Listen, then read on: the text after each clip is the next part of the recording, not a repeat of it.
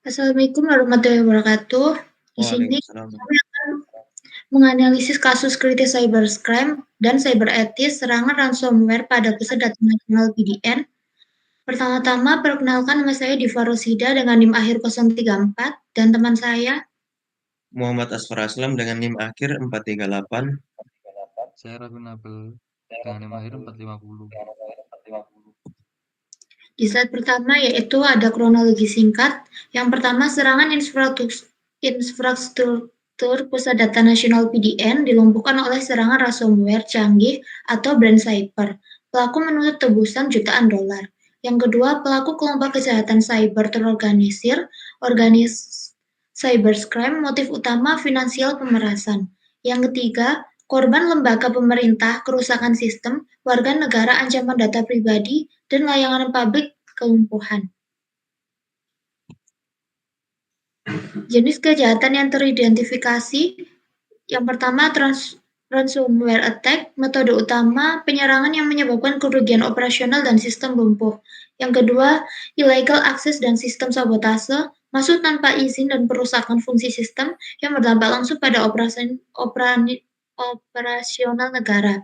Yang terakhir, cyber extortion, pemerasan digital dengan menahan data sandra dan menuntut tebusan dalam Bitcoin. Dilema etika pelanggaran moral pelaku. Pelanggaran prinsip non-malfeasance secara aktif menimbulkan kerugian masif pada infrastruktur publik, mengabaikan kepentingan umum dan hak dasar warga. Pelanggaran hak privasi dan otonomi digital, melanggar kerahasiaan data dan merampas kontrol pemerintah atas aset informasinya. Eksploitasi pengetahuan menggunakan keahlian teknis canggih bukan untuk kebaikan, melainkan untuk kejahatan terorganisir dan pemerasan.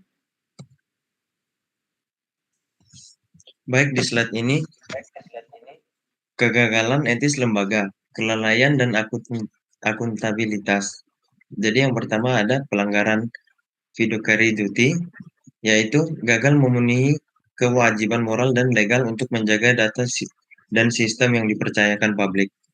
Selanjutnya ada kelalaian profesional. Jadi kelalaian profesional adalah kegagalan mengimplementasikan security best practice seperti patching kritis, adalah pelanggaran etika akibat kelalaian teknik. Selanjutnya ada isu akuntabilitas publik. Kurangnya transparansi dan kejelasan mengenai siapa yang bertanggung jawab atas kegagalan sistem kritikal negara. Selanjutnya ada pelanggaran kode etik ACM atau IE. Di sini ada dua contoh. Yang pertama, avoid harm atau hindari kerugian, yaitu dilanggar oleh pelaku atau tindakan berbahaya, dan internal kelalaian atau gagal mencegah kerugian. Selanjutnya ada strive for high quality. Etika menuntut sistem kritikal harus berkualitas tinggi, aman, dan reliable. Kegagalan sistem PDN menunjukkan kualitas keamanan yang tidak memadai. Selanjutnya yaitu rekomendasi etis dan strategi preventif. Yang pertama, keamanan data, wajib menerapkan immutable backup, cadangan yang tidak dapat dienkripsi, dan isolasi sistem atau air gap. Yang kedua, arsitektur, yaitu implementasi model zero trust secara menyeluruh pada jaringan pemerintah. Yang ketiga, tata kelola etis, wajib audit keamanan independen rutin. Hasil audit harus mendorong akuntabilitas manajemen. Yang terakhir yaitu kepatuhan, menerapkan privasi by design di semua sistem baru sesuai mandat UU PDB. Selanjutnya itu tanggung jawab moral profesional IT.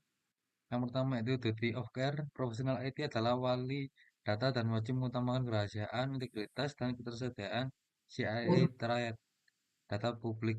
Yang kedua ada advokasi dan integritas. Berani menyampaikan risiko keamanan sebenarnya kepada manajemen meskipun berkonsekuensi pada anggaran yang lebih besar. Yang terakhir pelajaran etisnya yaitu kegagalan keamanan bukan hanya masalah teknis tapi juga cerminan kegagalan etika dan manajemen risiko. Sekian presentasi dari kelompok kami. Terima kasih. Wassalamualaikum warahmatullahi wabarakatuh. Waalaikumsalam warahmatullahi wabarakatuh.